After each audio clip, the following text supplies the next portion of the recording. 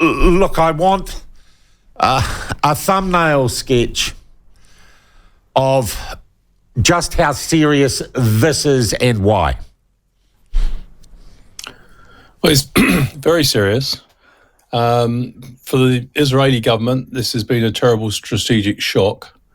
Israel is one of the most formidable players in the Middle East and has incredible military capabilities, probably the most advanced anti-missile system in the world, the Iron Dome, and has a very accomplished intelligence service, but they got caught cold by this attack.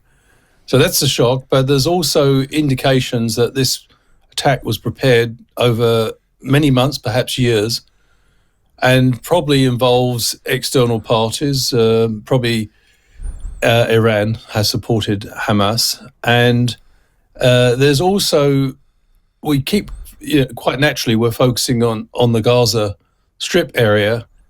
That is one of the most densely populated areas on the planet. It's a strip about 25 miles long with about 2.3 million people in it. And at the same time, there's signs of serious unrest in the other the area of occupation, the West Bank, where there's a large population of Palestinians. I think it's about 4 million.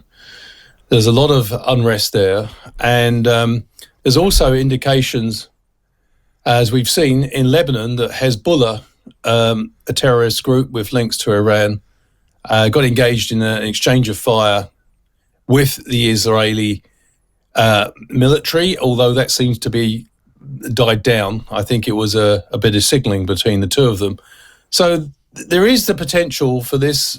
It's a dreadful situation from a humanitarian and political point of view, but it's also got the potential, I think, to bring in other actors. And that one of the you mentioned in your introduction, Sean, that the United States has sent down some naval capabilities to the Middle East. I think that is partly as a deterrence. They are worried that Israel, which may be facing multifaceted pressures, there may be external actors or regional actors, I should say, really, that may be tempted to put pressure on Israel. All right. Have neighbouring countries, and I see there was an isolated incident, it appears, in Egypt where a rogue policeman shot some Israeli, I think, tourists. What do the other sovereign nations surrounding Israel in that region, what attitude do they adopt and take? Are they involved, or are they likely to be directly involved? Difficult to say. Israel had made substantial progress recently, supported by the United States. It signed the Abraham Accords with a number of neighbouring Arab countries, and was in the process of normalising relations with Saudi Arabia. And by the way, that process, that diplomatic process, may have had something to do with the timing of Hamas's terror attacks on Israel. The Palestinians feel their aspirations for national self-determination, they want to be a state, have not been fulfilled over 7 decades, and they feel that if Israel can establish normal diplomatic relations with most of its neighbours, then of course the Palestinian pursuit of self-determination will be further set back. So, yeah, I mean, what we should emphasise for our listeners and viewers that Hamas is an extremist organisation. It doesn't recognise the existence of Israel, whereas the Palestinian Authority, led by Fatah in the occupied territory, does recognise the existence of Israel. And that's one thing I wanted to ask you, Robert. How much is Hamas and its actions a demonstrable expression of the will of the people in Gaza? And I'm not going to use the term occupied territories because I understand that might not be entirely accurate.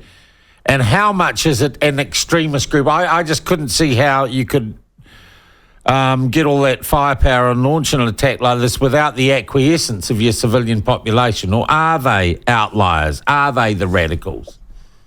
It's a very good question, and I, in all honesty, cannot answer it with precision. Hamas certainly had popular support back in 2005, 2006, when they won an election against Fatah. But whether that support still endures, I don't know. What we do know is that the Gaza Strip the population of Gaza has been under an air, sea, and land blockade for 17 years. So the humanitarian conditions in Gaza are pretty awful. Yeah. And about 50% of the population doesn't have employment. About 80% of the population depends on international food aid. Now, we do know in the last 24 hours that things have got much worse for them, not just through the aerial bombardment, which followed as retribution for the Hamas attack.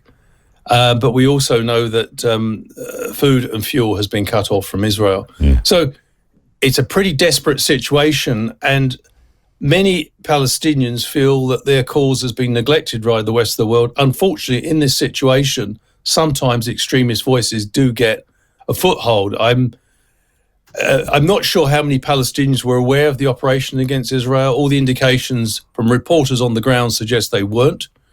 There are good people in both. There are good Palestinians and there are good Israelis. And the frustrating thing about this situation is that we're no closer to a political solution whereby Israel can live in security and the Palestinians can achieve statehood. Yeah.